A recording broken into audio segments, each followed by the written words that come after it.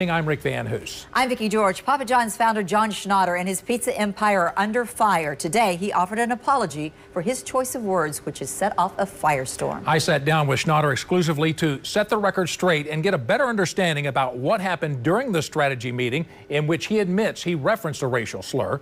Papa John said that he realized there was a problem 2 weeks later after speaking with the New York-based media group hired to help Schnatter with strategy. They said, you know, we've got this issue. In fact, they even said if you don't, they wanted $6 million to make it go away. Like, well, pay me $6 million. And, you know, they made it pretty clear that if the words were, if I don't get my money, I'm going to bury the founder. This is said to one of the executives. So I'm not for sale. You know, they can take the $6 million and whatever, they're not getting it. So, yeah, they tried to extort us, and we held firm, and they took what I said and they ran to Forbes, and Forbes printed it, and it went viral.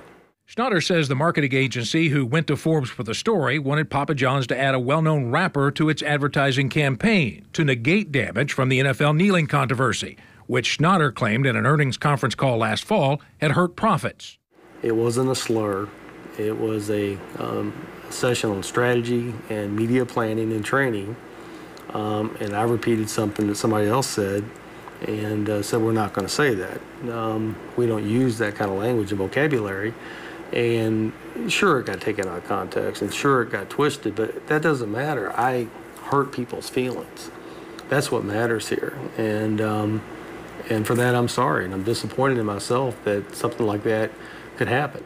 Schnatter feels like some of his closest allies have rushed to judgment. As a result, he resigned his position at Papa John's and gave up his seat on U of L's Board of Trustees, which he served on the last 2 years. Leaders in, at the U of L and the leaders at Papa John's have been, it's like everybody's taking care of, as long as they're covered, it's not a big deal. And that's been disappointing because when we got involved 2 years ago, I made it real clear that we're going to play this straight. We're going to play by the rules. We're going to put the cards on the table. And I'm literally gone for 2 days, and the president's already playing games with the media already. I mean, she never called me and told me the sign was coming down. I found out I got a text after the interview. I'll show you the text. Called me, text me after the fact, said, "Oh, by the way, we took the sign off your stadium." So, wow, okay. John did, in fact, show me the text message he received from U of L. During the interview, John was extremely remorseful and apologized repeatedly to those that he has hurt or offended, and said he would be willing to meet with the U of L players to apologize in person. We continue our team coverage with WLKY's Lauren Adams, who is live outside Cardinal Stadium. Lauren, any idea when Papa John's signage will be removed? Oh, Rick, the university has promised it will be done quickly, but today they admitted it would be, quote, a process. Now, those we talked to, from the athletes that play here to the students that attend this university, well, they admit the name change is a good thing. Over the last 24 hours, our community has been fractured by the comments made by former U of L trustee John Schnatter.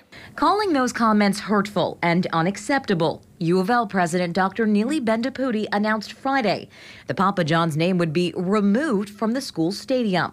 The home of the football team will now be known only as Cardinal Stadium, and players support that decision. I do believe our voice was heard, and we made a huge impact on this city and the university, so I'm just proud of my guys. U of L students who spoke with WLKY say Friday's decision was the right one. What has happened so far is not okay, but how we responded to it, I feel like it was very appropriate. It was immediate, it was quick. I wouldn't expect anything less, honestly. The university also acted quickly in removing Schnatter's name from the Center for Free Enterprise at the business school. That was done mid-morning Friday. There is no timeline on when the signage at the stadium will be removed, but the university has said it will be quick. By taking this action, we renew our community's commitment to speaking up when it matters, doing what is right, and coming together as one team, one Cardinal family, to heal and move forward. The Papa John's name has been on the stadium, Rick Vicky, since it opened in 1998. In fact, during construction, the company actually signed an agreement giving them naming rights through 2040. Now, today, the president says she isn't exactly sure what this decision means for that agreement, but given the circumstances, she said this was the best way for the university to move forward. Reporting live tonight at Cardinal Stadium, I'm Lauren Adams, WLKY News. Thank you, Lauren. This week, John Schnatter resigned as chairman of the board of Papa John's. It's also been decided he will have no role in future advertising or marketing. The company says they plan to rebuild trust from, quote, the inside out by visiting with stores nationwide and talking with employees. In a statement, Papa John's CEO Steve Ritchie said in part, I will personally be leading this effort because there is nothing more important for Papa John's right now. We want to regain trust, though I know we need to earn it. We will demonstrate that a diverse and inclusive culture exists at Papa John's through our deeds and actions. Meanwhile, teams and organizations continue to end or suspend partnerships with John Schnatter and the Papa John's brand. Today, the University of Kentucky ended their partnership with Schnatter. That includes removing his name from the Institute for the Study of Free Enterprise.